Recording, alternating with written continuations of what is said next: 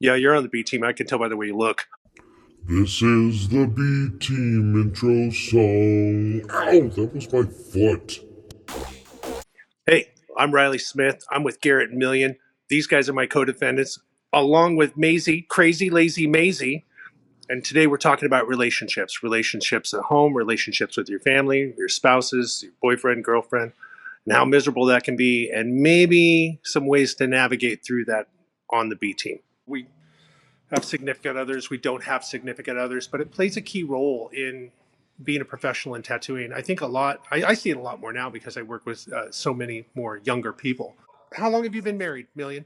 I've been with Dana now, unmarried, for 20 years in July. Garrett? Never married, and I won't be. I've been married 25 years. I've only been married once.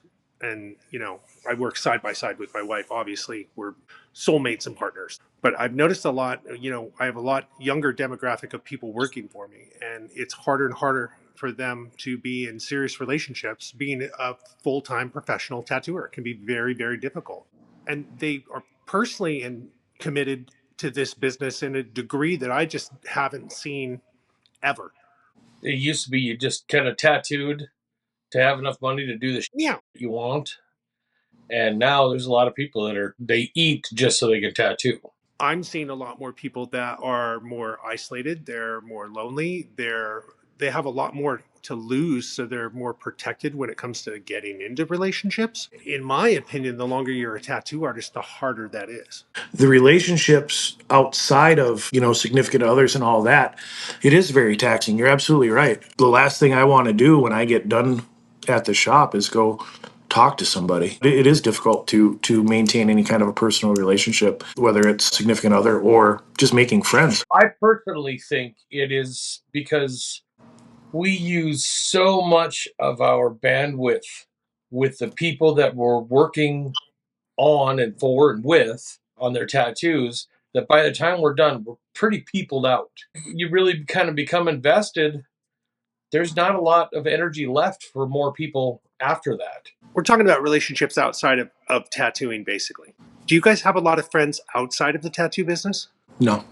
Most tattooers don't. I think it represents a great deal of tattooers out here in the world. Not only are you not actively making friends with the human race, you don't care to.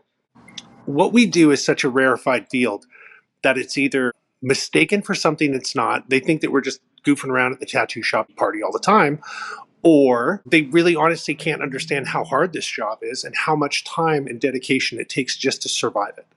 They don't understand that this job doesn't turn off or turn on. It's 24/7 for the rest of my life. Weekends don't exist. Holidays are useless. Million, you've got children. The idea of showing up to a volleyball game and then swiftly going away to go back to work, that's a luxury to us. I can't trust people because the second they find out I'm a tattoo artist, they want something from me. It just got to the point where going out was like that, just as soon as they found out you're a tattooer, that's all you're doing when you're going hanging out visiting friends is talking about your work. So I got a couple of friends that one specifically that's outside of the tattoo industry that I've been friends with for decades. So we can just jump on the phone and pick up where we left off 3 months down the road or yesterday. That's nice to have that. It's one other guy, one other person outside of Dana and my kids. That's not a lot. What about you, Garrett? You got friends? One of my very good buddies, the perfect thing, he has zero tattoos and he doesn't want any. So when we get together and do stuff, hey, how's business? And that's it. That's probably my closest friendship that I have. I'm a pretty social creature. I'm active all the time. You guys know that. Now I ride motorcycles. I'm in an MC. Got a lot of friends that ride motorcycles, and it's just become a part of the culture that I live in today. And I'm so thankful for it. What I found in that culture was a group of people who didn't care if I was a tattoo artist. They just didn't care. And it was really nice to have people call and ask me how I was, that without how can I get something from you?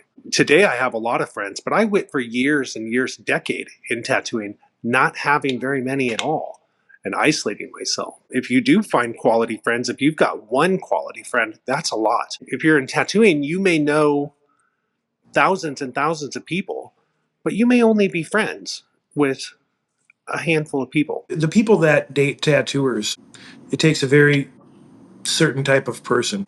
We're not home a lot. We are absent a lot of times in relationships. You know, like you said earlier, we don't clock in and clock out. Our mind is always running.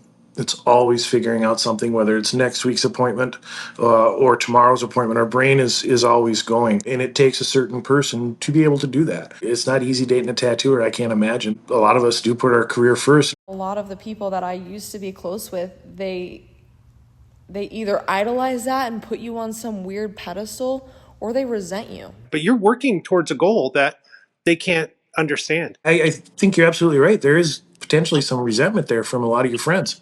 Like you said, either they idolize you or they despise you for it. It's a mirrored reflection of how they're not disciplining themselves or moving forward themselves. And now I see now a lot more tattooers are dating each other, at least around where we're at. We're seeing a lot more of it because they're the only people that can understand what the hell's going on in your And life. relate. Yeah. Yeah. You get in where you fit in. Riley and I were talking about this before we started the meeting today. And, you know, no matter if you're in your first year, you're in the new generation of tattooers, or you're 20 years in, that fact of people not relating to you, it does drive a wedge. I think that this is applicable to every relationship in your life, even family, you know, friends. You don't have to be killing yourself in your body every day to still be really removed from the outside world. Even when I am home, am I really home? I'm in my office right now at home. I'm still at work. If I'm sitting on the couch watching a movie with them, I'm still drawing.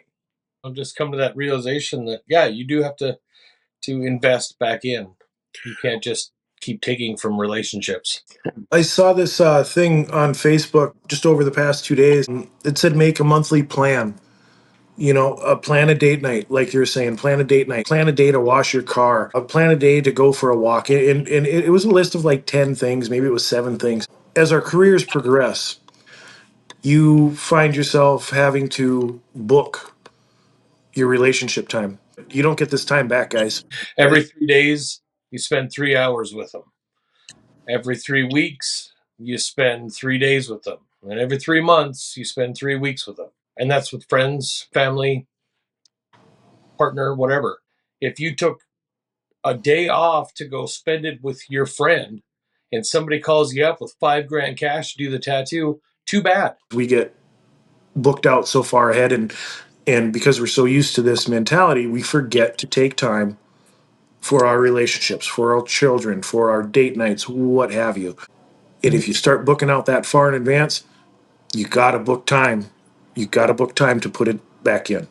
So we talked about relationships with friends, family, spouse, and how difficult it is in the tattoo industry, and how you just don't have much left after being one-on-one with a client all day long, week in, week out. Thanks for watching. We are the B Team. Nobody cares.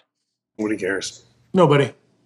You guys know me so well. If we're good here, we're good.